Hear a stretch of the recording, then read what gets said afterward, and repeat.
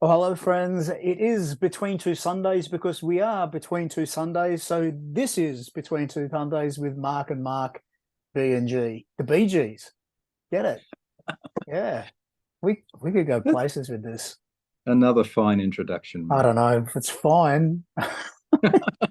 I'm a little delirious right now from so Okay, anyway, another introduction, Mark. it's another one. Yep, thank you.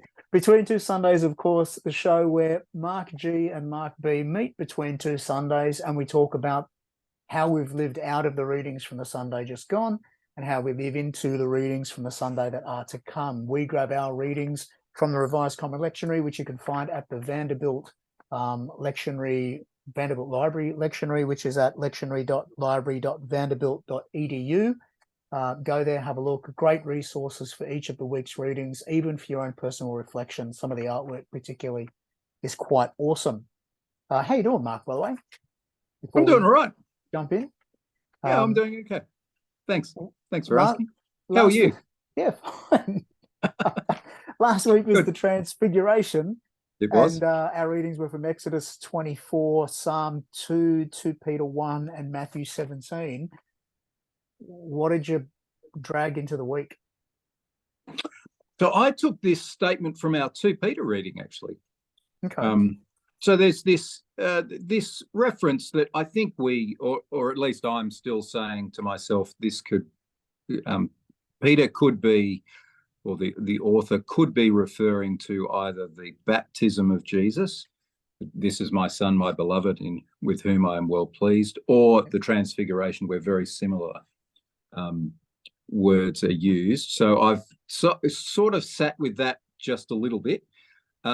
But it's this statement afterwards that I think is the great invitation of the gospel, actually. You will do well to be attentive to this. We have the prophetic voice more fully confirmed. So this is the voice of heaven speaking about Jesus.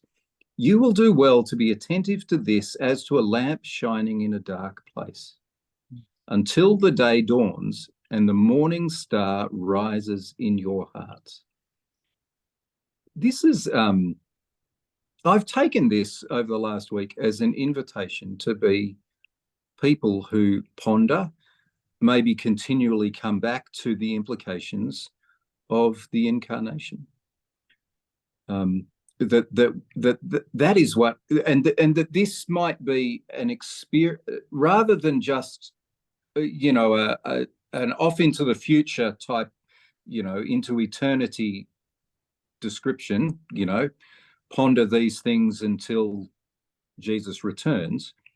I found myself thinking, what if this is more an experience of what so many people have had as they have pondered Jesus and the implications of the incarnation, that something has risen in their hearts. And this has become not just a reality, but the reality through which they view the world. And in some ways, this has become the prayer I have for the people I come across. I want to ponder Jesus with them in the hope that the Spirit of God will raise something up within them. Not that I will convince them, so to speak, or come up with the great arguments that will give them nowhere else to turn, but that the Spirit of God will kind of rise up within them. And I guess that's, by implication, that's the prayer I have for myself as well. As we, and I really mean that, as we ponder all these scriptures together week after week, I find myself thinking, I want to do this because I think this is the very action by which we are filled with the Spirit of the one who came into the world and lived the life that Jesus lived. So I found myself wondering just how experiential Peter is pointing to here, rather than, is he saying this is the experience of pondering the implications of the incarnation? And if that's what he's doing, I really love it. Yeah. And it gives me great hope to think that happened and still happens. That's really interesting because it's really close to where I was going as well, but from the Matthew reading. Oh, right. So, of course, we had the Transfiguration story being Transfiguration Sunday. Yeah. They've gone up the mountain and Jesus is transfigured before them. So last week I talked about how rather than Jesus changing, it's actually the apostles' eyes are being opened to the Yeah. reality of who is in Yes. front of them and what is in front of them. Then Moses and Elijah appear, and Peter says, "Hey, it's great that you could all be here. How about I make three tents, Yeah. three dwellings, and we can all dwell there?" And then the voice comes out, they drop to the ground, and then they open their eyes, and only Christ is there. And the voice has said, "Listen to him." Yes. And when they open their eyes, no one is there except Jesus alone. The idea being that we don't need to create other dwellings. Our dwelling place is in Christ. We don't need to build buildings. Christ is the dwelling and is the one in whom we dwell. Mm. And I thought about what that means in terms of how I live. If I've had this experience of awakening or even partial awakening to the reality of God in the world, then the next step is to understand that the Christ is sufficient for anything and everything of who I am and what I am. And that rather than try and make my dwelling in the natural, if it were, in terms of, forging a living, making a name for myself, making $1 million for myself, getting celebrity for myself, or whatever else that might happen to look like for us, that we understand that being in Christ is more than enough. That's the only place we need dwell. Certainly, we go around our work, we go around looking after our family, we go around living in the world and interacting with each other. But we're sufficient in who we are because who we are is dwelling in Christ. It doesn't need to dwell in any other structure or Yes. makeshift tent that I've made for it. So in terms of incarnation, it was kind of like the same in the sense that Mm. if the Christ is incarnate in the world, am I living through the Christ into the world rather than just trying to make my way in the world on my own? Um, Yeah. for me, the Transfiguration story is a story of great hope, Mm. the reality that's already there.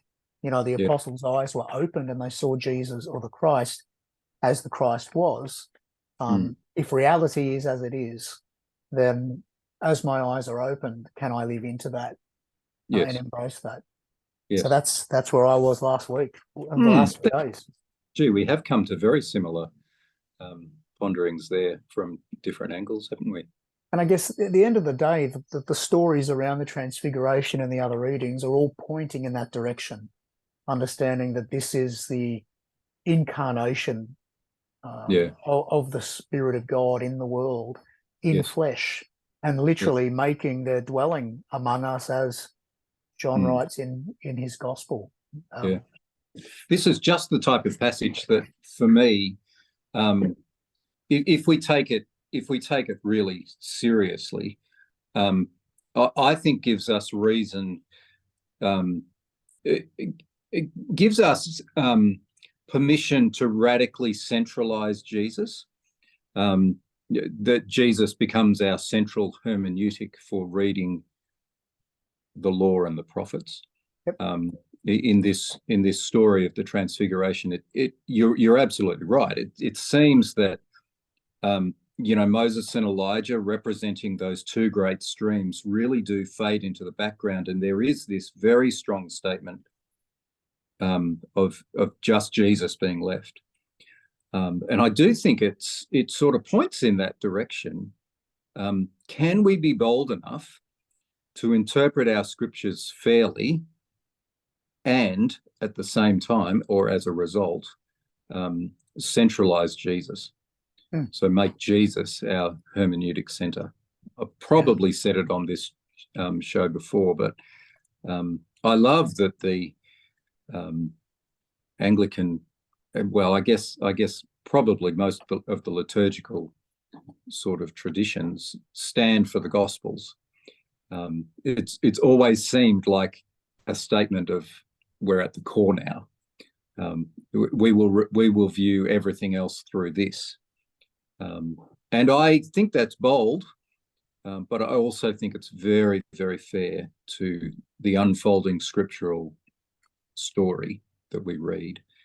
I think it's the only conclusion I can come to, and I find it almost offensive nowadays when I come across churches or traditions who are saying, I'm quite happy to remove, to water down the statements of Jesus against some of the other statements in Scripture. Yeah. I think we need to be very, very careful of that. And this is just the kind of account that gives us warning around such things. There you go. What a fruitful week. Hmm. Well, thereabouts. We are literally recording this on Ash Wednesday, so Lent has begun. Yes. And this coming Sunday is the first Sunday in Lent. And our readings for this week are from Genesis 2, verses 15 to 17, and then chapter 3, verses 1 to 7. Psalm 32, Romans 5, verses 12 to 19, and Matthew 4, verses 1 to 11. As always, all of those are listed in the show notes or just below if you're watching on YouTube. And if the links work, you'll be able to click those links and it'll take you to the Vanderbilt Library. Otherwise, just Google Vanderbilt Lectionary and it'll bring it up for you and you'll be able to select the readings and go for your life. Kick off from the start this week? Sure. Genesis chapter 2. Long as we get to the highlight of the Gospels at the end. Maybe we should have gone the other way then and create the lens. I mean, look, being the first week in Lent and Ash Wednesday today, which would have, obviously be in the minds of people as we get to the Sunday.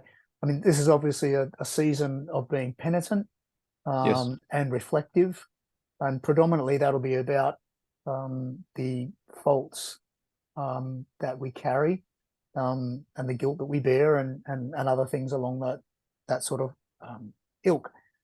And so it's not a surprise really that the text from the Hebrew Scriptures comes from a passage that, for better or worse, has set I think it's fair to say, most of the Christian church since the time of Augustine, not all, but most, on a path of accepting this idea of original sin, which I'll confess from the outset I don't hold, and there's lots of reasons for that. And like many other things, I think perhaps Augustine got it wrong.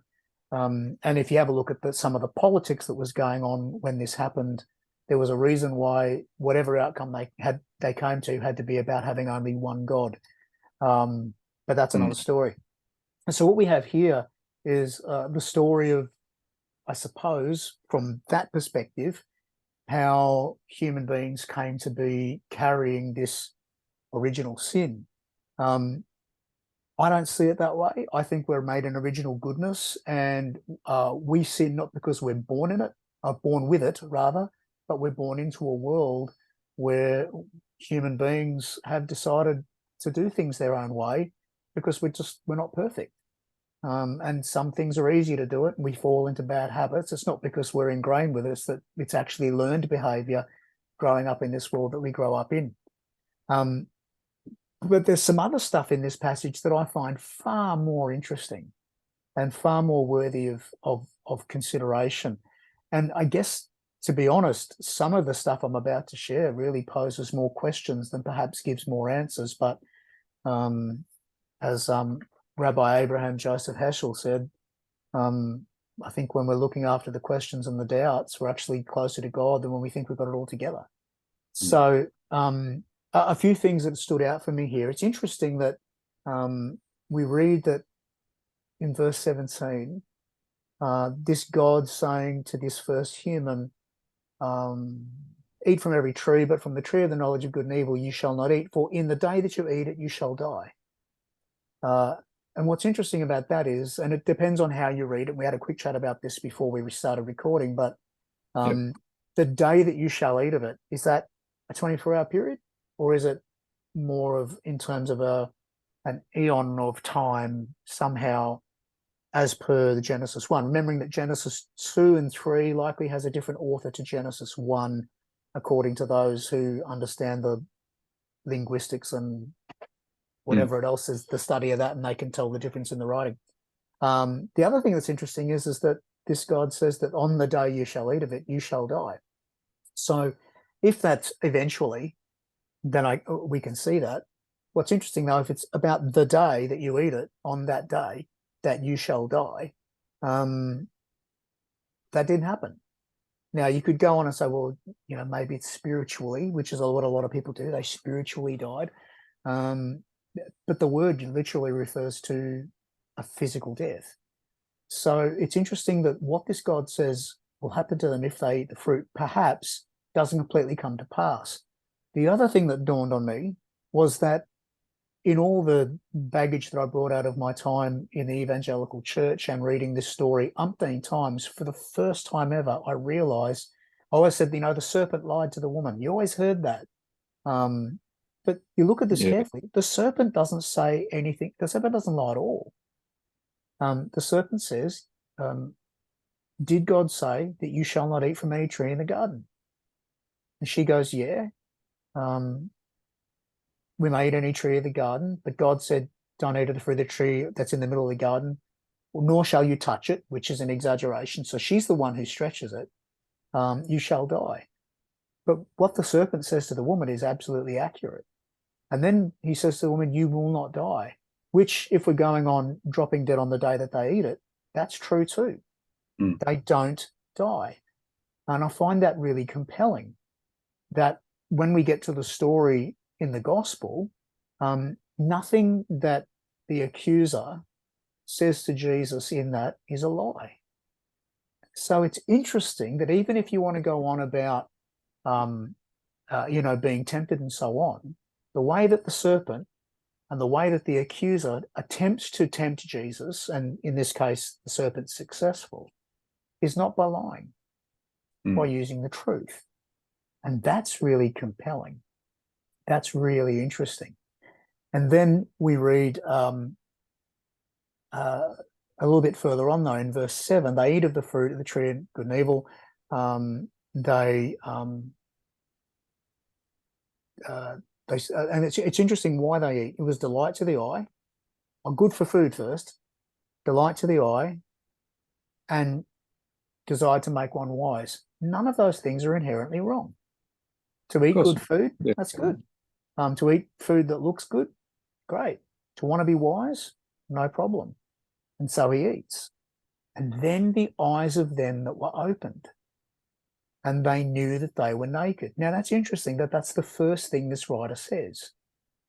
Their eyes are opened, but they don't see good and evil. They see that they're naked and they're ashamed. So here is a really compelling story where or two people's vision is shifted, and they have their eyes opened to a new reality. And I'm wondering if in this story, the reality that they've had their eyes opened to is the reverse of the one we talked about last week, where the apostles are seeing things and then their reality to spiritually who the Jesus is carrying the Christ standing before them actually is. Is this a reversal of that, where here they are living in this garden that God has made, they eat of this fruit, and they're literally made aware of how hard this world is.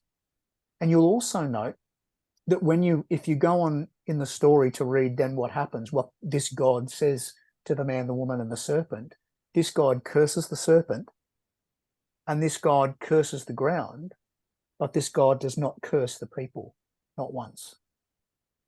And I find that really interesting as well. And I think maybe it's because what he's talking about, what this God's talking about, isn't, I will make this happen to you. It is possibly more, this is the reality of the world that you've just had your eyes opened to. Yeah. That along with all this goodness and beauty and truth that you have here in this garden, your eyes are now opened to this world where there is pain and sweat and blood, and you're going to have to learn to make your way in this world too. Very quickly, I also find it interesting, and it's not quite necessarily in the text, but the ponderings of I can't remember the rabbi's name on YouTube, who talks about this story as being the story through which the first people accept their mission. Their mission is to look after the garden and tend it. But Eden's perfect. There's nothing for them to do there. And yet by eating the fruit, this rabbi believes, this is these first people accepting their mission and going into this place where they will need to tend to this garden. They will need to steward this land, this earth, and they will need to live in ways that are going to try and bring some sort of rest and restoration to the world. So this is a wonderfully compelling story as we start Lent about perhaps what the cross is, not so much in does Jesus, bear the sin of the world on the cross, which if that's where you want to come from, because you come from an original sin background, that needs to happen. That's fine. I take that. But if we've got this world that's really broken and we're trying to learn how to live in it in ways that's going to bring beauty and truth and goodness back to this earth, what does the passion, what does the cross tell us about that? I find that a really compelling conversation to have, because it really speaks to how, not our condition and oh, woe is me, but it literally speaks to how should I now live as a result of what Jesus does on the cross, if it's connected to this story, and if that's the lens, that's the thoughts that come from it as we look at it in a new and fresh way. Yeah. Gee, that's well worth giving some thought to, what you've put forward there. My initial thoughts are, I think I still want to sit with day as a period of time, partly because even though I'm willing to recognise that different parts of Genesis will be written by different people, I'm quite comfortable with that. I still think there's a story that's being told by the editors, so to speak. It's only a few chapters on from this that there's this list of people, how long they live, which we find extraordinary, but every one of them dies. So I suppose my default position is I probably don't want to take it as a 24-hour day and that this will happen immediately. But this is actually something that does happen physically, but over a period of time. So I think I'm probably a little bit more comfortable with that today. There's a lot in here, and what struck me as I was reading this time, probably hasn't struck me before, is this knowledge of good and evil. So it seems to me that the opening account of creation has repeatedly established, this good. I want you to know good. And it's not that they now only know evil, which I think is the direction that, this original sin theology has often taken us. But it's now that they know both. So which is precisely what we see in people. I think this is our story, that we as people know good and we know evil. We live this way. We live with the capacity for both, which is, I think, more accurate and probably better news than this idea that the only thing we are is evil. Not only does the story not start there, but this story here, this knowing of good and evil, I think looks more like humanity now, looks more like our experience of being people. Yeah. I'm also intrigued by what knowledge might mean here. To what degree is this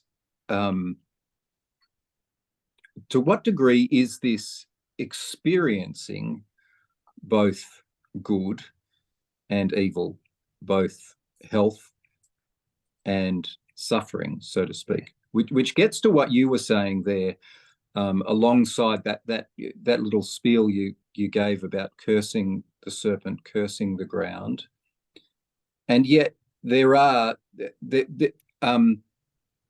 it goes on, and there's the experience of suffering promised to first to Eve and then to Adam.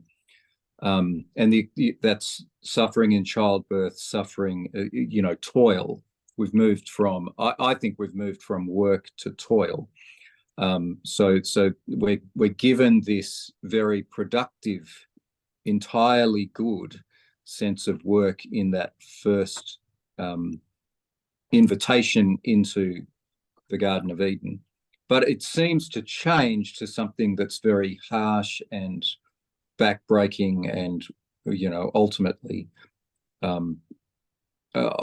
ultimately looks more like suffering.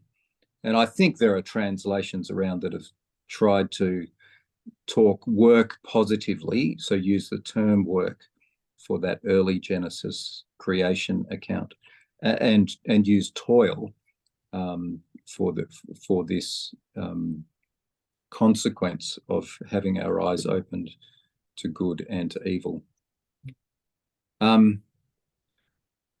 Plenty to think about there, and plenty in this that actually I think we do really well to ask, what is the experience of this?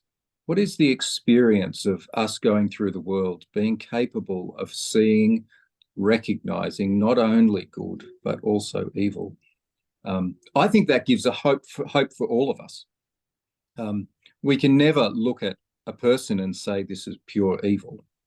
Actually, what if this is someone who's going through the world, always probably doing, always we are people who do the wrong thing, to be fair, but we're also people who have the wrong thing done to us. This is we read this very individualistically, I think, and I think there's a way of reading it corporately. Not only, even if you do take this as original sin, or I don't think you have to, if you do, you still don't end up with a story that just says we are all people who do the wrong thing.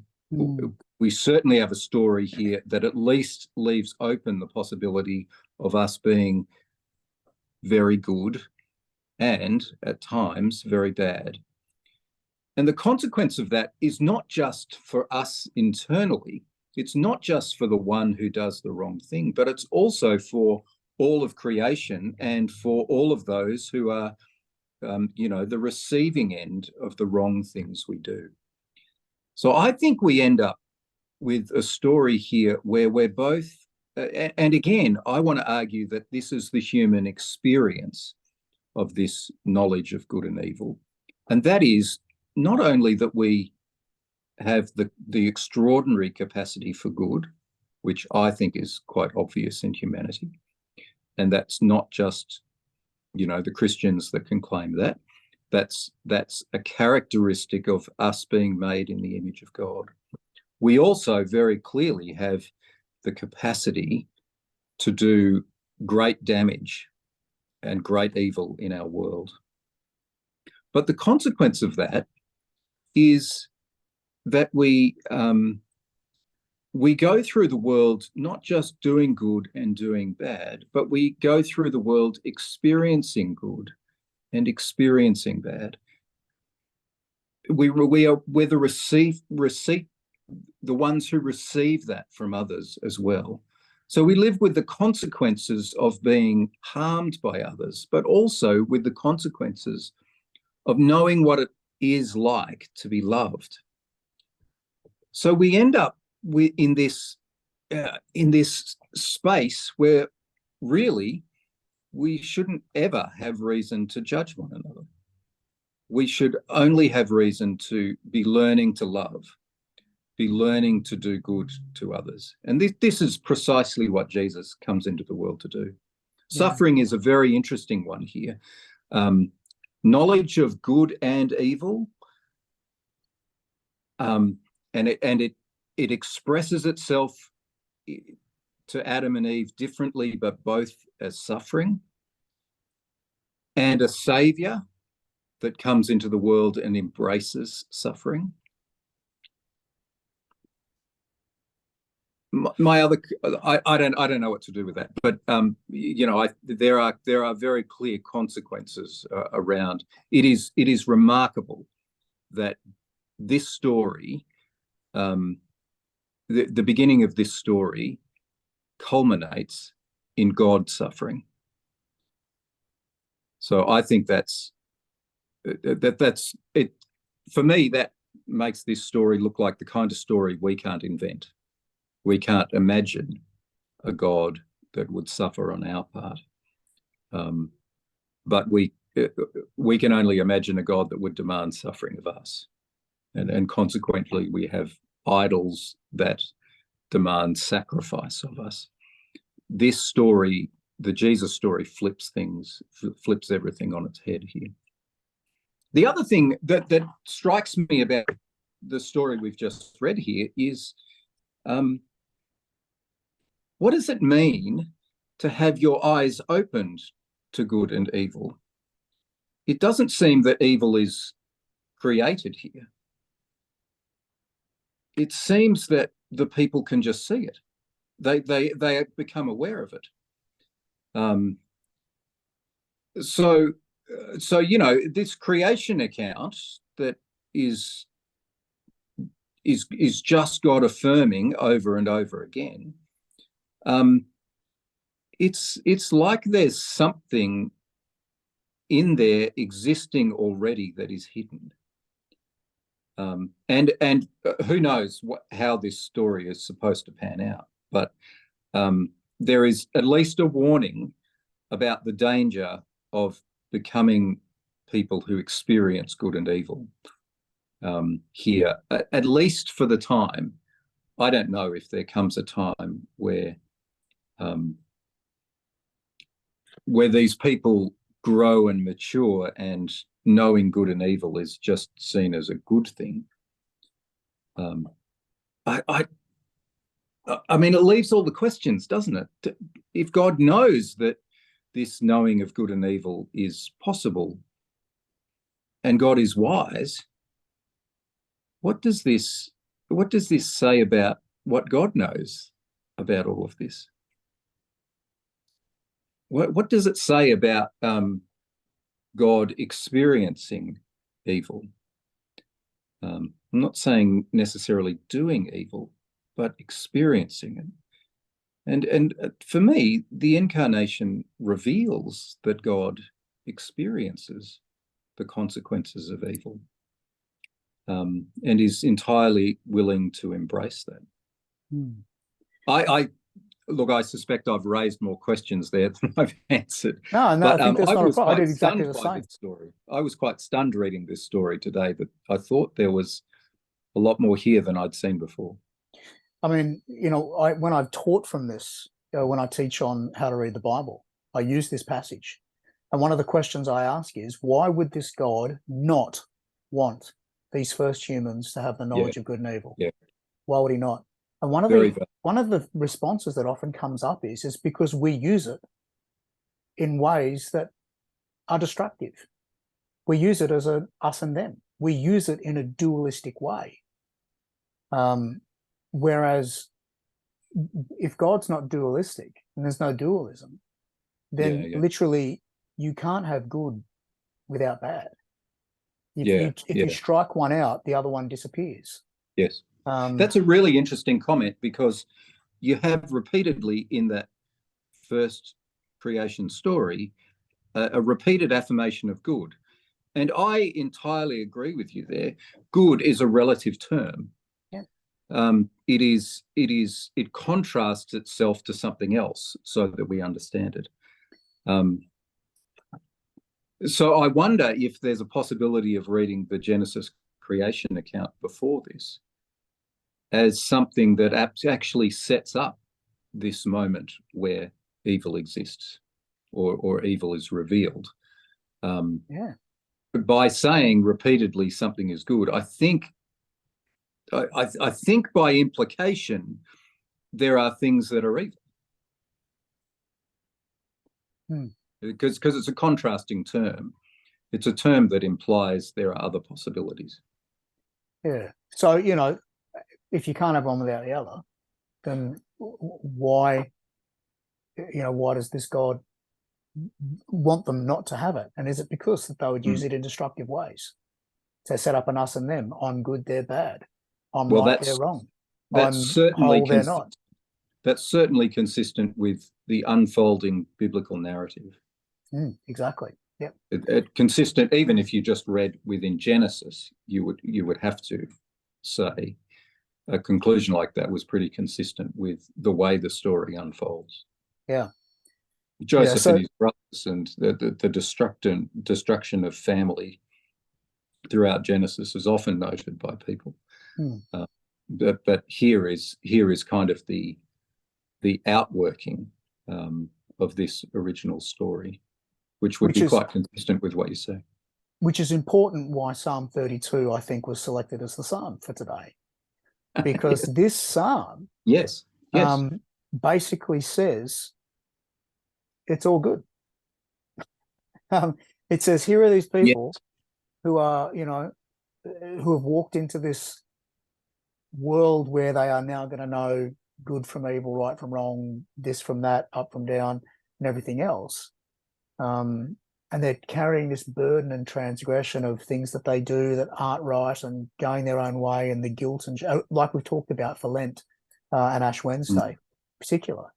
But straight from verse 1, happy are those whose transgression is forgiven, whose sin is covered. That's everyone. Because, well, we believe it's because of the revelation of Christ saying, awakening us to this reality that God's got it covered. And it wasn't just something that was created with Jesus. Here is Psalm 32 explicitly saying, you should be happy because your transgressions are forgiven, your sins covered. It's okay. It's all good. And it's interesting that the groaning doesn't come from God. It's coming from the psalmist. My groaning all day long. I felt your hand heavy upon me. Yes. Maybe you weren't feeling the reality of who God was. Maybe you were just carrying your guilt and your shame in a way that weighed that down. And what I noted was that the psalm has 3 sections. You've got 2 selahs, which selah was a musical term, which we do not know what it meant. Scholars are all out to lunch. Is there another one at the end? Oh, no, there's another one further up. Sorry, my apologies. We don't know what it means. Scholars are all out to lunch on what it does, but the most probable one is that it's some sort of pause where either there was silence or there was a musical interlude where people were listening and reflecting on what was read just before. And it's interesting that after the 3rd Selah, when you get to the last part of the psalm, the speaker of the psalm shifts from the psalmist to God. Yes. And it's really interesting to see this God having absolutely nothing but words of encouragement and love and keep going and I'll teach you the way. Don't be like the horse and the mule. I'm here. Be glad, rejoice, be righteous, shout for joy, you upright heart. This psalm really finishes on it's okay. Everything's going to be all right. I'm here. I love you. And you don't need to carry that guilt and shame around anymore. Simple as that. I love this psalm in the sense for exactly this. There's something in confession of my transgressions, acknowledging my sin, that we seem to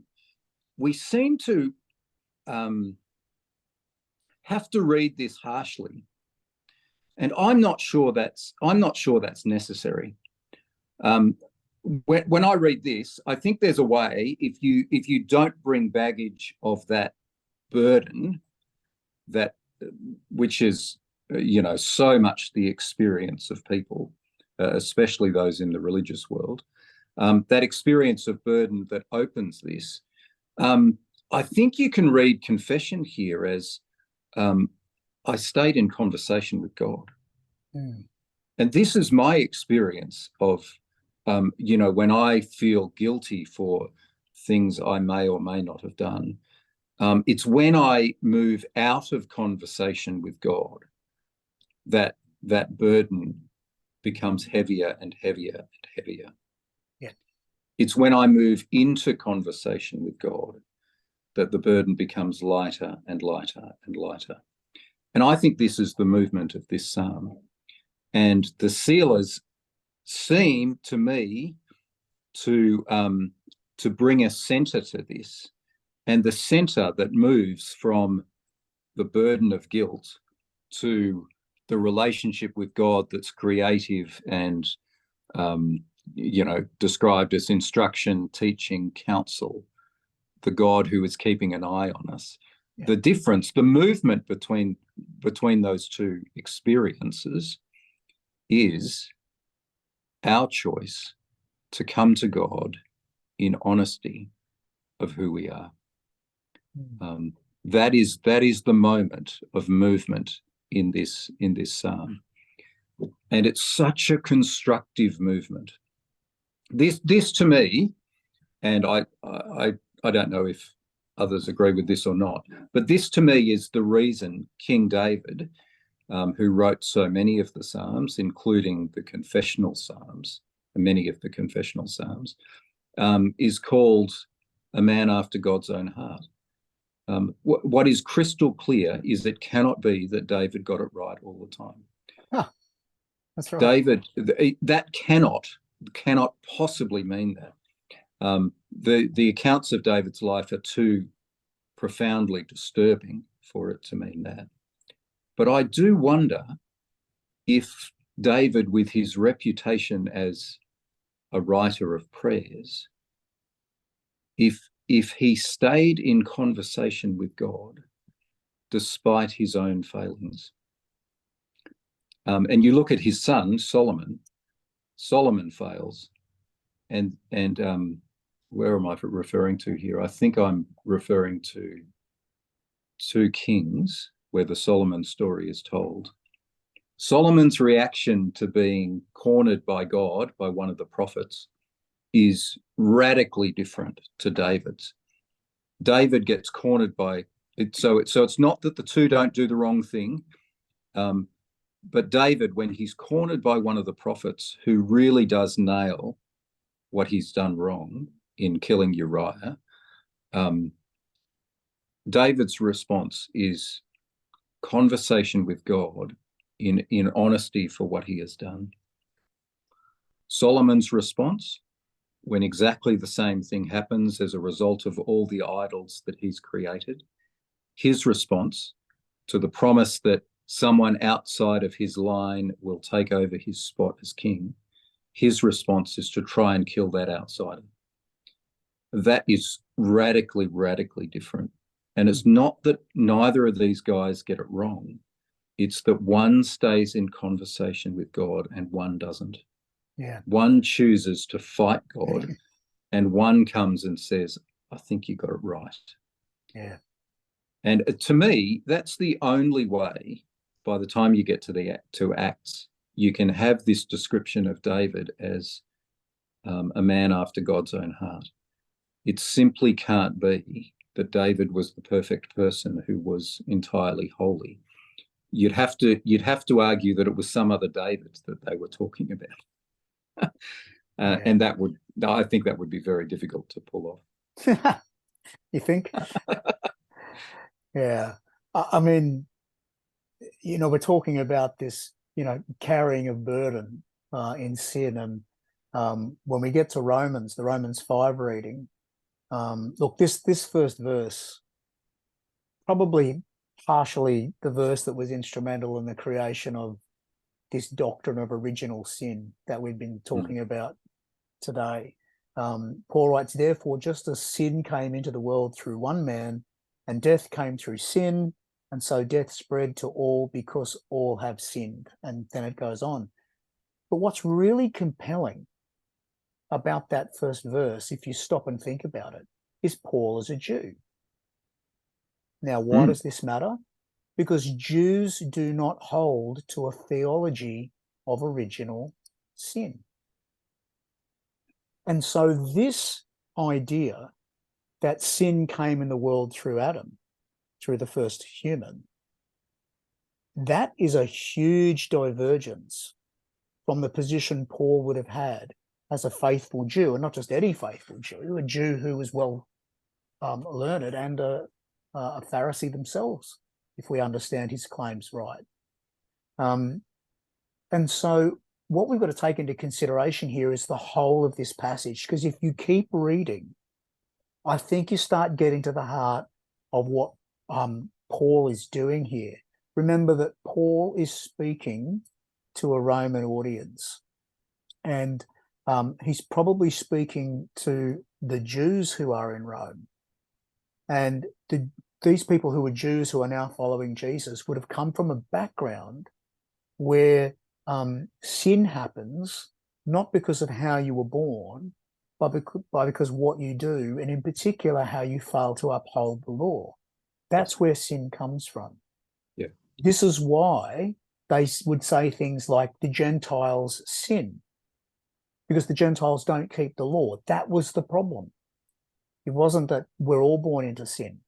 And so what Paul is doing here is helping those Jewish people get an understanding of the fact that, no, it's not just that they don't keep the law, it's that we all have failed as human beings. The other thing that's really important to think about too is this word sin. Just as sin came into the world. Now, when you read the Genesis story we just read before, it doesn't talk about sin coming into the world. It talks about these two people who made an error. As a result of that error, there are certain consequences to their actions, and they have to live with them. We take sin came into the world, that the whole world now does wrong, and we're born that way because of what those first two people did. But both in the Hebrew and in the Greek, this word sin means either in the Hebrew, something that has gone astray, or in the Greek, to miss the mark. And it alludes to something that an archer would do in shooting at targets. You sin because to use the translation of the word, when you miss the mark, you're shooting for the bullseye and you miss. But that's not a permanent state of being. That's, I shot, I missed, now I re-aim and I shoot again. And so the idea that this sin was a permanent state that humans being have to wallow in forever isn't even found in the word sin. And so this is really compelling. So this is a huge change of theology to Paul. And again, I think it's part of what he is doing in saying, well, how do we understand this Jesus story here? And how do we as Jews understand and comprehend it? The point isn't, though, whether we're born sinful, as you were saying before. The point isn't necessarily whether we're born sinful or whether we carry these, these guiltful traits and do things really bad all the time. It's how do we get past that? How do we live with that? How do we find that? And the passage goes on to talk about exactly that. That verse 15, the free gift is it comes through Jesus, and it's available for everyone. A free gift that changes things for everyone. So if you want to discuss original sin, if you want to discuss original goodness, that's all well and good. The fact of the matter is, as human beings, we all feel like at times we've screwed up, we've done wrong, we've made a mess. Or as you pointed out, and I think it's an important one, we experience things towards us where it's screwed up, done wrong, made a mess. At the end of the day, Paul is saying that this Jesus, in following after Jesus' way, in following after that way of love, in loving right to the end, as Jesus did as we're approaching Easter, and modeling our lives on that type of sacrifice where we're willing to give up everything if it means still holding on to goodness and truth and beauty and love, even in the midst of having this evil thrust directly into our face, that we're going to get by okay, that we're going to make our way all right. So this is really Paul explaining why we need Jesus. And why we need Jesus is not necessarily because all have sinned because of Adam. And it's not even necessarily because the Gentiles sin because they've missed the law, but yeah, okay, we miss the law sometimes too. it's all sorted because God has provided a model of what it looks like when love comes in and gets to the reign, when this kingdom of heaven and this realm of God gets to have its way in the world. And when that happens, we literally find this missing the mark being corrected as we change our alignment, change our way, change the passage that we're going, and we start to do Experience things love. with God. Experience the radical love of God. Yeah. Changes us. Both in exercising it and having it exercised towards us. Yeah, yeah. Yeah. You're reminding me of, I think, one of Rob Bell's videos where he spoke about this Genesis passage as the thing about this is not that it happened, but that it happens. Yeah. Yeah. I think that's exactly what Paul is now getting here in the Romans, at the Romans passage. It's not so much that, off at the beginning of creation, two people did something and therefore we are different. But actually, this description of Adam and Eve and their behavior in this, or their, what happens in this Genesis 2 account, this is our story. Yeah. This is my story. It's my story. I know good and evil. I experience good and evil. I feel torn between the two when I make decisions. I experience this. This is not, so there's something really, I think, safe about throwing it right back to the beginning of creation. It takes responsibility off us. I'm just the consequences of those who've gone before me. Paul never stands there, though. Paul never stands in this position saying, you are not held responsible for the things you do because it happened. We are. Paul often insists that we are responsible for the things that we do, for the good and for the evil that we do. I think we tell this story, this original Genesis story, in such a way that tells us, and then we read this Romans story in the same way, that tells us that actually I'm not responsible. This was something done by others off it infinitum, and I'm just the product. In that scenario, I can't really see how we are responsible for the things we do. I think we're just that. If you tell that story, we're just a consequence of the decisions of others. But that's not the way Paul. That's not the conclusion Paul comes to, and I think that's quite significant because for me, it starts to make much more sense as we look at this Genesis story, not just of a thing of the past, but of a thing that happens in each of us. It is the story of us, not simply the story of people who've gone before. Yeah. When we get to this Matthew 4 passage, it's kind of interesting because the other three passages are focusing on this concept of sin, where it came from, how we cope with it, how we deal with it. It's not that this story doesn't deal with the idea of temptation, at least.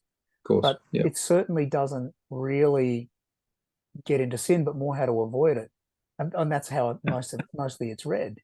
But I actually looked up of course, so that the reading for this week is Jesus being led into the wilderness to be tempted by the devil, as Matthew calls him, fasting 40 days and 40 nights, and then the tempter came. And by the way, that word tempted in some places, the word tested is also used. The Greek word can be used for both, which is interesting because we also could consider what Adam and Eve were given as a test. And you also hear the same word being said of Job. Have you considered and tested your servant Job? So Yes. the first one is command these stones to become loaves of bread. And what's interesting is that in the other Gospels, it's stone. But Okay. stones is interesting because it's plural. So you're going to turn all these stones into bread. So the temptation, I mean, and by the way, let's remember that Matthew, working inherently hard to connect Jesus to the story of the Jewish people and the Jewish community, this harkens right back to Moses, all of this stuff. And so you have Jesus being, told, if you're the Son of God, command these stones to become loaves of bread.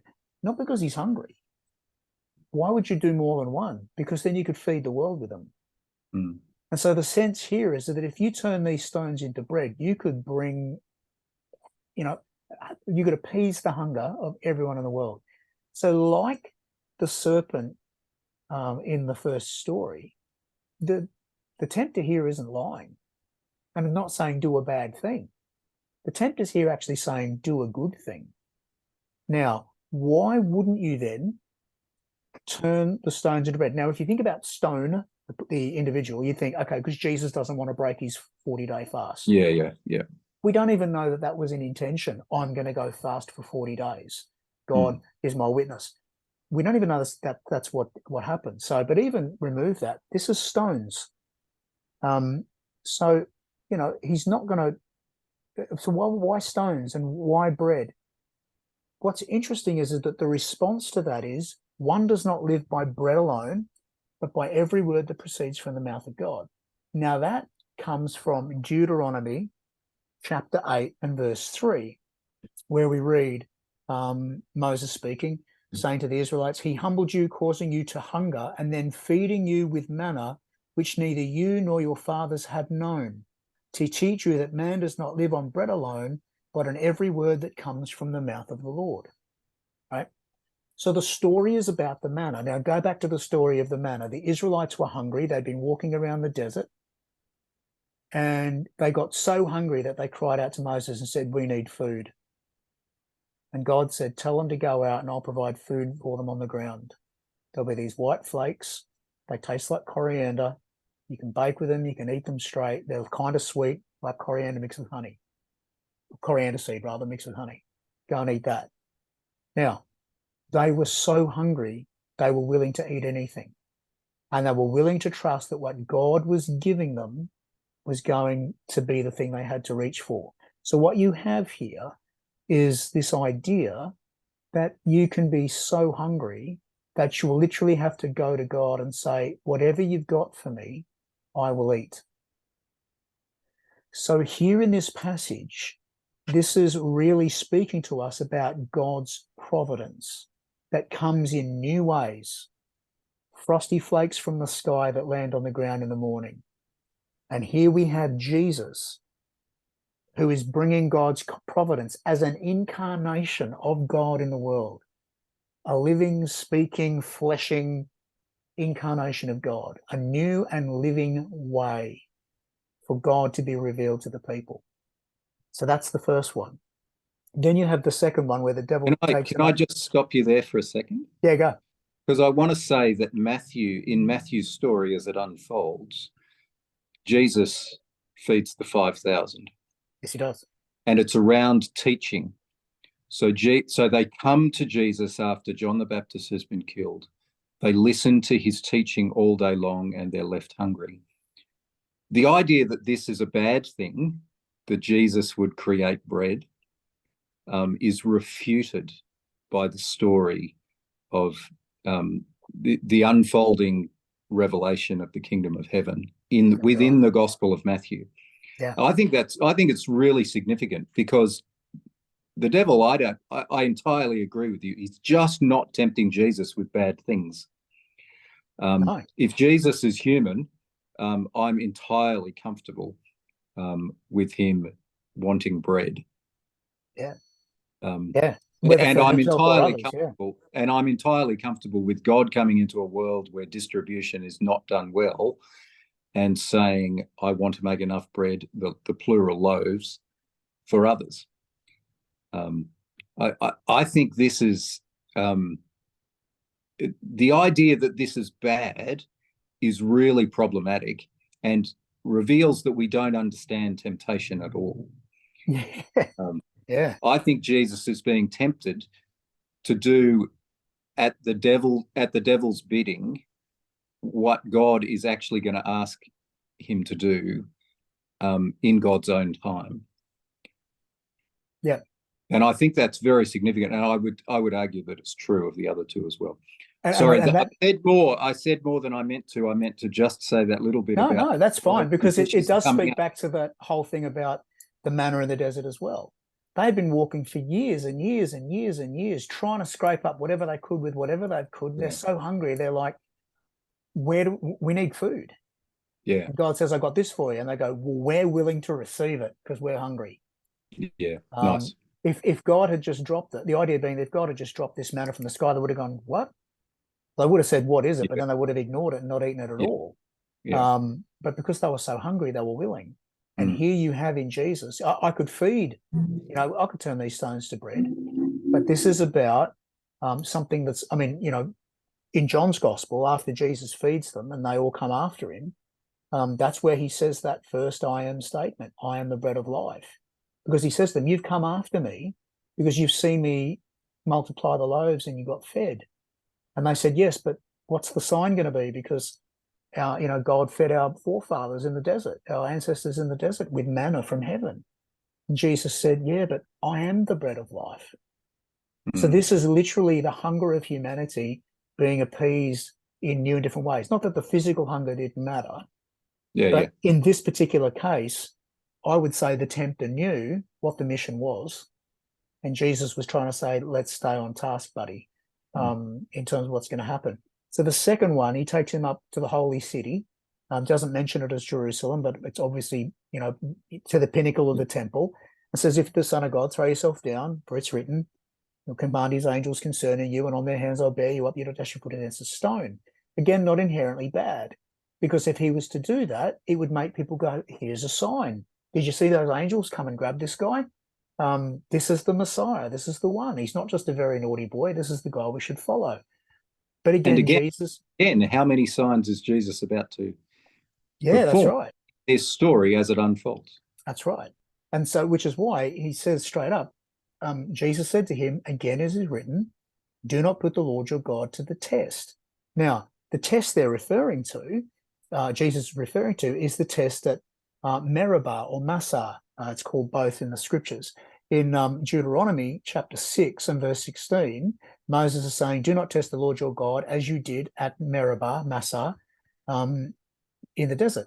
So that was the time when they were in the desert and they were thirsty this time. And they were like, where do we get water from? We need water. Come on, Moses, give us water. And he struck the rock and water came out of the rock. And so they tested God in the desert with that. So what you have here is an allusion to the idea that you would test God in this way. And the question of the people was, where is the Lord? Is he with us? And that's when Moses struck the rock and water came from the rock, and they went, oh, there's water. God is with us. All right. So this is alluding to the same idea. Where is God? Is God with us? And yet standing right here is Emmanuel, God with us themselves. And so again, here is Jesus refuting the idea that he has to do some sort of miraculous sign to gain religious prestige and power, which is what a lot of the other religious leaders were doing at the time, and instead allow the God with us to shine through in a way that may not be as spectacular and may not get him as the fame and notoriety as quickly as what it could have happened, but instead it's doing it in a way that was fitting with the call. And as you say, we see the miracles and the signs start to progress after that.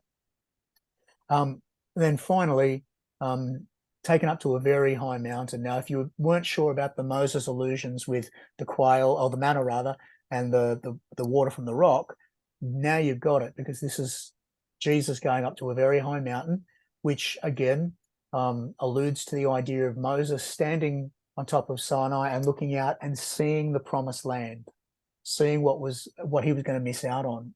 And yet here is the tempter who takes him up and shows him the kingdoms of the world. That world in Greek, world Greek in Greek is cosmos, which is literally the universe. And so it's not just the promised land that this tempter is showing Jesus, it's all of the realms of the cosmos. And he's saying, fall down and worship me, and I'll give you these. And the very last refute is, it is written, worship the Lord your God and serve him only, which is found in Deuteronomy 6:13. Fear the Lord your God and serve him only, and so on it goes. So this is a callback to this idea that God is this singular focus on God, not letting us being distracted by these other things that are around, but serve God, keep your eyes on God, keep moving with God, keep going forward with God.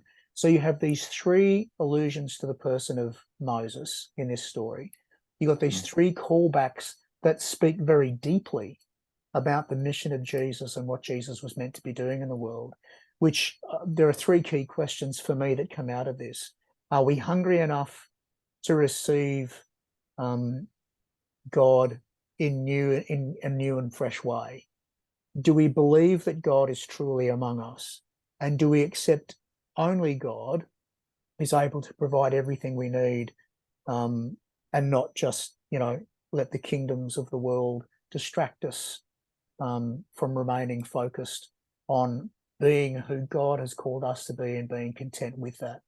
This is a very powerful story of deep reflection for the season of Lent into not just who God is and not just who Jesus is, but very much about who we are and how we will live out who we are in this world that has all these distractions and temptations, this missing the mark world, this messed up world where we now know good and evil. How do we live through that in a way that's going to let God truly shine a light on life and love and liberty and everything else that God wants this world to be? Like I did with the previous two temptations, I want to say, as you read through the Gospel of Matthew, we find that this is one who wants to win over the kingdoms of the world. Yeah. So I think, and the term is cosmos. Paul does that as well. I think, and when I say all these things, when I point to how Jesus lives them out differently, I'm actually saying, at least in part, I think these are very real temptations for Jesus. I think Jesus genuinely wants these things that the devil is offering. He finds different ways to get them. He finds faithful ways to get them. But I think he genuinely wants these things and is genuinely tempted by them. Well, I as think anyone would be. And again, yes, using good yes, things, using good yes, things. absolutely. Even it even looks like faithful things, or Satan here would have it look like they were faithful things. But I think ultimately faith is trusting God, not this.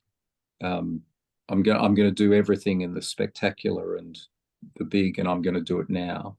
Yeah. There's something very profound about the humanity depicted in Jesus in this particular story, I think. Yeah. For me, it really does drag me back to the Hebrews, that reading in Hebrews. He's been tempted in all ways. I don't know that means Jesus experienced everything, but for me, it's very important in this depiction of the incarnate one, that these aren't things that Jesus just didn't care about. Actually, they're things that Jesus passionately cared about, and actually went and, his ministry showed that he was in pursuit of these things. He does the same things, but very differently. I think radically differently, out of faith in God rather than faith in evil. Yeah. And I wonder if I wonder if this is something of Jesus knowing good and evil. To what degree is this temptation story telling us that Jesus knows evil? Particularly in this story, because as we've said, all this stuff's good. Yes, yes, yes. All this stuff is, you know, it would be seen to be good if he did them. Mm, So yeah, that discernment here, yeah. a huge thing. Mm. Whew, Lent. Yeah. I guess the other obvious thing to say here is Lent is a 40-day period leading up to the cross. You know, the 40 days really comes out of this story in Matthew 4. The 40 days of Jesus in the wilderness fasting. Yeah. That's where the number traditionally comes from. And if you think about what we've been talking about in the light of that, we could ask the question, so what is our Lenten season about? And quite possibly it's about us learning to sift the things that we're doing and the way that we're being, and asking the question, is it good or is it very good? Is it good or is it faithful good? I don't know. I'm not sure how to make the differentiation there. Yeah, it's a difficult one to. Yeah. Anyway, that is the This first is Sunday where in I Lent. think it all, and Jesus, the Gospels attest to this. I think our actions as we go through the world boils down to faithfulness. We're called to be faithful. Yeah. We're called to remain in friendship with this God, be faithful to that relationship. And everything else really pours out of that. Lots of things are good, but only a few of them are faithful. Yeah. Maybe that's the way to think about it. Maybe that's the way to think about it. Yeah. We've got 5 more Sundays in Lent to go. Wow. No, we've got 6 more. 6 more. It'll be a long 40 days. This was the first one. And our readings were Genesis 2, verses 15 to 17, and chapter 3, verses 1 to 7. Psalm 32, Romans 5, verses 12 to 19, and Matthew 4, 1 to 11. Let us know what you're thinking. What are you hearing? What are you seeing? Talk to us. Share with us. We're all learning together. We're all in this together. Send us an email at betweentwosundays@gmail.com. Pop onto Mark's website at barefootfollower.life and drop a comment there. Come and see me at Instagram at monkindocs, or at the table now, which is open, monkindocs.com or monkindocs.podia.com, whichever one of those links work, because apparently one of them doesn't sometimes. We'll sort that out.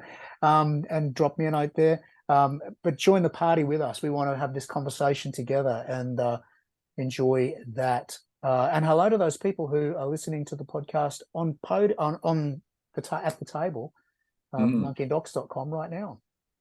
This would be the first episode that isn't an archive that's gone up fresh since it opened, because it opened this morning. That'd be why. Really so thanks, exciting table coming forward. Yeah, really pretty exciting. Being open. Really exciting. Anyway, and by the way, people who are on the table, Mark and I are working on a project where you'll have more from him on another thing that he's done, and that'll be coming up in the next little while. We'll let you know when that emerges. That's it. We're done for the day, buddy. Great to chat, mate. Yeah, ditto. And folks, we look forward to seeing you next week for another episode of Between Two Sundays. Until then, peace, grace, love, and happiness be with you. Bye for now. See ya.